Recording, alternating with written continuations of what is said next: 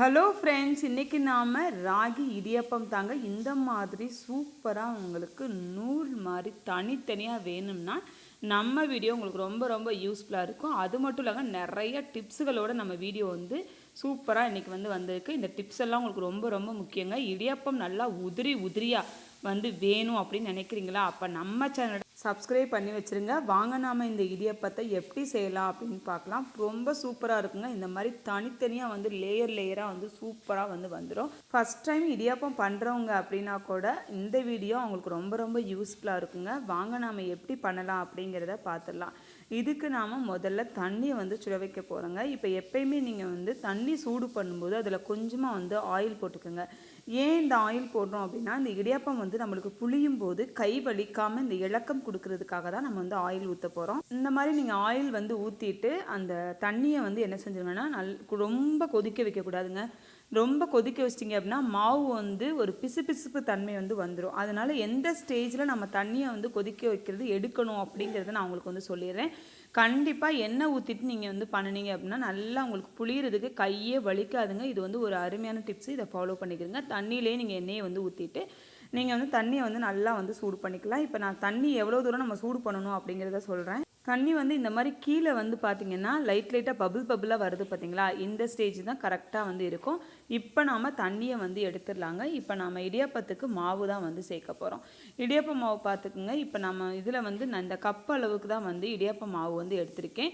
இதில் பார்த்தீங்கன்னா ராகி தாங்க. ராகி ஒரு கப்பு அளவுக்கு சேர்த்துருக்கேன் இல்லையா? இது கூட பார்த்தீங்கன்னா நம்ம மாப்பிள்ளை சம்பா ரைஸ் இருக்கு இல்லையா? அது ஒரு கப் அளவுக்கு எடுத்திருக்கேன். ஏன் இந்த மாப்பிள்ளை சம்பா ரைஸ் நம்ம எடுக்கிறோம் அப்படின்னு நீங்கள் நல்லா கவனிச்சுக்கோங்க. ஏன்னு கேட்டேன்னா, நம்ம வெறும் ராகியை நம்ம பண்ணும்போது இந்த ராகியில் கொஞ்சம் பிசுபிசுப்பு தன்மை கண்டிப்பாக இருக்குங்க ராகி மாவில். நீங்கள் வேணால் ராகியை மட்டும் வச்சு ட்ரை பண்ணி பாருங்கள். நான் சொன்னது உங்களுக்கு நல்லா புரியும்.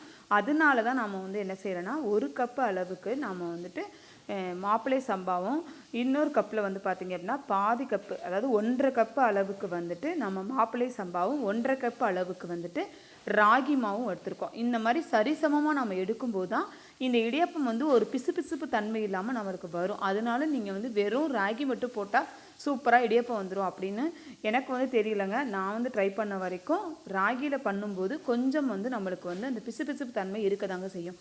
அதனால இந்த மாப்பிள்ளை சம்பாவை நம்ம சேர்க்கும்போது நம்மளுக்கு ராகி ப்ளஸ் மாப்பிள்ளை சம்பா சேரும்போது அந்த இடியாப்பம் நல்லா உதிரி உதிரியாக வரும்.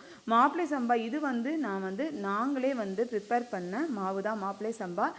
நம்ம நார்மலாக அரிசியை ஊற வச்சுட்டு மாப்பிள்ளை சம்பா ஊற வச்சுட்டு நீங்கள் ஆலையில் கொடுத்து அரைச்சிட்டு அந்த மாவு நல்லா வறுத்துட்டிங்க அப்படின்னா சூப்பராக அந்த மாப்பிள்ளை சாம்பார் மாவு ரெடி ஆயிருங்க. இது ரெண்டும் சேர்க்கும்போது நம்மளுக்கு ரெண்டும் சூப்பராக இருக்குங்க இடியாப்பம். இப்போ பாருங்கள், இது நல்லா ஜலிச்சு எடுத்துக்கலாம். ஏன் ஜலிக்கிறோம் அப்படிங்கிறத நான் சொல்கிறேன். நம்மளுக்கு ராகியில் இந்த மாதிரி கப்பிகள் இருக்காது. ஆனால் மாப்பிள்ளை சம்பா ரைஸில் இந்த மாதிரி கப்பிகள் இருக்கும். ஏன்னா நம்ம மாவு வறுக்கும் போதே இந்த சிறு சிறு கப்பிகளை நம்ம விட்டுருவோம். அதனால தான் இது நல்லா ஜலிச்சு எடுக்கும்போது நம்மளுக்கு பிழியறதுக்கு கொஞ்சம் ஈஸியாக இருக்கும். அதனால தான் சொல்கிறேன். இப்போ பாருங்கள், 2 மாவும் நம்ம ஈவனாக கலந்து விட்டுடலாம். இதுக்கு தேவையான அளவுக்கு உப்பு இந்த ஸ்டேஜில் சேர்த்துருங்க. உப்பு சேர்த்துட்டு நல்லா கிளறி விடுங்க. ஏன்னு கேட்டிங்கன்னா, உப்பு லாஸ்ட்டாக போட்டிங்கன்னா அங்கங்கே என்ன ஆயிருன்னா நிற்கும் அங்கங்கே உப்பு. அதனால தான் சொல்கிறேன். இப்போ பார்த்தீங்கன்னா நல்லா எல்லாத்தையும் கலந்து விட்டாச்சு. இப்போ நம்ம தண்ணி ஊற்ற போகிறோம். நீங்கள் அடுப்புலேயே வச்சு கிண்டணும் அப்படிலாம் தேவையே இல்லைங்க. இந்த மாதிரி நல்லா கொஞ்சம் தண்ணி ஊற்றிக்கிறங்க. அது ஃபுல் தண்ணி ஊற்றிட வேண்டாம். இல்லை உங்களுக்கு அளவில் தான் தண்ணி வேணும் அப்படின்னா 3 கப்புக்கு 6 கப் அளவுக்கு தண்ணி எடுத்துக்கிறங்க. நான் அளவுலாம் தண்ணி வைக்கலைங்க. எனக்கு செஞ்சு பழக்கம் அப்படிங்கிறதுக்காக நான் அப்படியே ஊற்றிட்டேன். இந்த மாதிரி கொஞ்சம் கொஞ்சமாக நம்ம ஊற்றும்போது மாவு எல்லாம் சேர்ந்து ஒன்றா வரும். இதில் இன்னும் கொஞ்சம் தண்ணி ஊற்றிக்கலாம். முதல்ல நம்மளால் கையை வச்சு பிசைய முடியாது, அவ்வளோ சூடாக இருக்கும். ஏன்னா நம்ம கை பொறுக்கிற சூடு வர்ற வரைக்கும் நம்ம கிளறிக்கிட்டே இருக்கணும். உங்களுக்கு நான் கிளறினதுக்கு அப்புறம் காமிக்கிறேன். இந்த மாதிரி கொஞ்சம் கொஞ்சமாக நீங்கள் கிளறி விட்டுட்டே வந்தீங்க அப்படின்னா ஃபைனலாக நம்ம லாஸ்ட்டாக நம்ம மாவு எல்லாத்தையும் ஒன்றா சேர்ந்து பிசையலாங்க. இப்போயும் நம்மளுக்கு தண்ணி ரெடி ஆகலை, மாவு ரெடி ஆகலை. அதனால் இன்னும் நம்ம தண்ணி ஊற்றி இன்னுமே நம்ம கிளற ஆரம்பிச்சிடணும். உங்களுக்கு பாருங்கள், உள்ளே உள்ள மாவுலாம் அப்படியே நான் உள்ளே விட்டு விட்டு கீழே மாவே இல்லை பாருங்களேன். அந்த மாதிரி நம்ம பிசையணுங்க. ஏன்னா ஈவனாக எல்லா மாவும் நம்மளுக்கு கலந்து வந்தால் தான் இந்த இடியாப்பம் நம்மளுக்கு சூப்பராக வரும். இப்போ ஆல்மோஸ்ட் நம்மளுக்கு தண்ணி போதுங்க. இங்கே பாருங்கள், நான் சூப்பராக இந்த ஸ்பூனை வச்சு கிளறியாச்சு. இப்போ நாம் கொஞ்சம் நேரம் ஆற வச்சுட்டு அதுக்கப்புறம் நீங்கள் கையில் வச்சு நல்லா வந்து பிசைஞ்சு விட்டிங்க அப்படின்னா சூப்பராக வந்து ரெடி ஆயிருங்க. மாவு சூடாக இருந்தது அப்படின்னா நீங்கள் வந்து அப்படியே கொஞ்சம் நேரம் வந்துட்டு ஆற வச்சுட்டு அதுக்கப்புறம் நீங்கள் வந்து பிசைய ஆரம்பிச்சிட்டிங்கன்னா சூப்பராக வந்து வந்துடுங்க. இதே தண்ணியாக இருந்தால் மாவு வந்து எப்படி இடியாப்பம் வந்து உங்களுக்கு வரும் அப்படிங்கிறதே உங்களுக்கு வந்து காமிக்கிறேன். இப்போ வந்து நம்ம எந்த பாத்திரத்தில் வந்துட்டு நாம் இடியாப்பம் புளிய போகிறோமோ அந்த பாத்திரத்தில் வந்து எண்ணெயோ இல்லை தண்ணியோ வந்து நல்லா தடவி விட்டுட்டு நீங்கள் வந்து மாவை உள்ளே வச்சுட்டு பிழிய ஆரம்பிச்சிடலாம். ரொம்ப ஈஸியாக வந்து வந்துடும். கை உங்களுக்கு வலிக்கவே வலிக்காதுங்க. ரொம்ப சுலபமான முறையில் தான் இது வந்து இருக்கும். பாருங்கள், இப்போ இது வந்து கொஞ்சம் தண்ணியாக வந்து மாவு வந்து இருக்குது. இப்படி நாம் தண்ணியாக வந்து இருந்தது அப்படின்னா நம்மளுக்கு இடியாப்பம் வந்து பிசு பிசுன்னு வந்து வந்துடும்.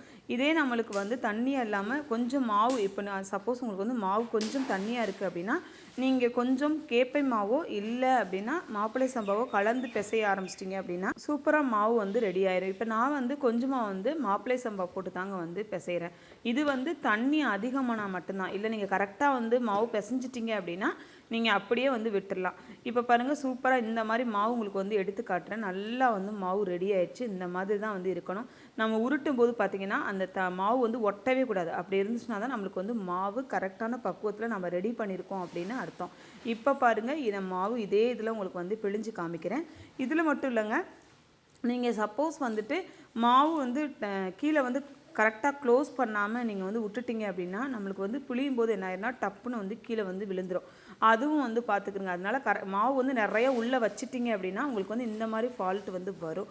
ஏன்னு கேட்டிங்கன்னா மாவு நிறைய இருக்கும்போது கீழே வந்து ப்ரெஷர் கொடுக்காது. அதனால நம்மளுக்கு வந்து என்ன ஆகுனா கீழே அப்படியே வந்துட்டு விட்டுரும். அதே மாதிரி ஓரங்களில் மாவு இருக்கவே கூடாதுங்க. நீங்கள் பிழியும் போது டைட் ஆயிடும் உங்களுக்கு. அதனால் இதெல்லாம் வந்து பார்த்துக்குங்க. நல்லா கழுவிட்டு நம்மளுக்கு வந்து ஒவ்வொரு வாட்டியும் நீங்கள் வந்து புளியும் போது பார்த்தீங்க அப்படின்னா இந்த பாருங்கள் நிறையா மாவு இருந்தனால அப்படியே வந்து வெந்துருச்சு. இதனால் நம்ம வந்து ஒவ்வொரு வாட்டியும் புளியும் போது மாவில் ஓரங்கள் சைட்லலாம் வந்து மாவை நல்லா எடுத்துட்டு அப்புறமேட்டு வந்து இந்த பாருங்கள் நீங்கள் பிசைய ஆரம்பிச்சிட்டிங்க அப்படின்னா சூப்பராக வந்து உங்களுக்கு வந்து ஈஸியாக நம்மளுக்கு சுற்ற ஆரம்பிச்சிட்டிங்கன்னா ஈஸியாக இடியாப்பம் வந்து வந்துடும். இப்போ நாம் திருப்பியும் உங்களுக்கு வந்து இந்த மாதிரி பார்த்திங்கன்னா நம்ம மாவு நல்லா இருந்தனால இடியாப்பம் வந்து சூப்பராக வந்து லேயராக வந்து வந்துருச்சு பாருங்களேன். இப்போ நாம் சூப்பராக வந்து இடியாப்பம் வந்து ரெடி பண்ணியாச்சு. ஓகே, இப்போ அடுத்து என்ன செய்யலாம், அவிக்க தான் போகிறோம். அவிக்கும் போது பார்த்திங்க அப்படின்னா தண்ணி இந்த மாதிரி நல்லா வந்து கொதிச்சிடணும். கொதிச்சதுக்கு அப்புறமா நீங்கள் வந்து அப்படியே மேலே வந்து இடியாப்பத்தை வச்சுட்டு க்ளோஸ் பண்ணிட்டீங்க அப்படின்னா ஒரு 3 நிமிஷம் தாங்க, அது சூப்பராக வந்து வெந்துடும். ஏன்னா ஆல்ரெடி நம்ம வந்து அந்த ரொம்ப ஹீட்டான உள்ள தண்ணியை தான் வந்து இந்த இடியாப்பம் மாவு பிசைறதுக்கு யூஸ் பண்ணனால சூப்பராக நம்மளுக்கு வந்து 3 நிமிஷத்தில் இந்த இடியாப்பம் வந்து ரெடி ஆயிரும். இப்போ இதை நம்ம அழகாக எடுத்து தட்டினோம் அப்படின்னா நம்மளுக்கு கீழே கொஞ்சம் கூட ஒட்டாமல் வந்து வந்துடுங்க. அந்த மாதிரி ஒரு இடியாப்பம் தாங்க. சூப்பராக உங்களுக்கு இந்த இடியாப்பத்தில் என்னென்ன கஷ்டங்கள் உங்களுக்குலாம் இருக்கோ நீங்கள் எதை வந்து ஃபேஸ் பண்ணணும் அப்படிங்கிறதெல்லாம் நான் சொல்லிட்டேன். அதே மாதிரி எப்படி அவிஞ்சிருச்சு அப்படிங்கிறத பார்க்குறேன்னா இப்படி நீங்கள் ஒரு ஸ்பூனை வச்சு எடுத்து பார்த்தீங்க அப்படின்னா கீழே ஒட்டாமல் வந்துச்சு அப்படின்னா இடியாப்பம் வந்து ரெடி ஆயிடுச்சு அப்படின்னு அர்த்தங்க. இப்போ நம்ம அப்படியே கவுத்தணும் அப்படின்னா ஒட்டாமல் அப்படியே வந்துடும். பார்த்தீங்கன்னா உங்களுக்கு வந்து தெரியும். ஓகே ஃப்ரெண்ட்ஸ், இந்த இடியாப்பம் அண்ட் டிப்ஸ் எப்படி செய்கிறது நிறைய டிப்ஸுகளோடு தான் இந்த வீடியோ வந்து இருக்குது. வீடியோ பிடிச்சிருந்தது அப்படின்னா மறக்காமல் லைக் பண்ணுங்கள், ஷேர் பண்ணுங்கள், கமெண்ட் பண்ணுங்கள், சப்ஸ்கிரைப் பண்ணிடுங்க. பாருங்கள், சூப்பரான ஹெல்த்தியான ஒரு இடியாப்பம் நீங்களும் ரெடி பண்ணுங்கள். ஓகே, பாய்.